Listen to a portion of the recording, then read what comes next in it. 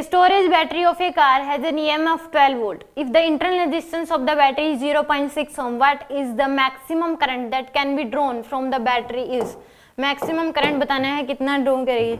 तो उस केस में अगर एक्सटर्नल रेजिस्टेंस जो है उसकी वैल्यू अगर हम जीरो कर दें तो करंट क्या आएगा? मैक्सिमम। यहाँ पे एक बैटरी है, मान लो इसका इंटरनल रेजिस्टेंस आर है, तो यहाँ पे जो इंटरनल रेजिस्टेंस है इसकी वैल्यू अगर जीरो हो, आर की वैल्यू कितनी है? 0.6। ये बैटरी देखिए इसके 12 वोल्ट। अगर आर की वैल्यू 1 भी पुट करोगे तो आर इफेक्टिव क्या आ जाएगा? 1/6।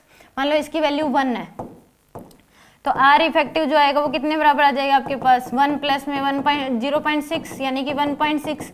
तो आई की वैल्यू क्या आएगी? 12 डिवाइड बाय में 1.6।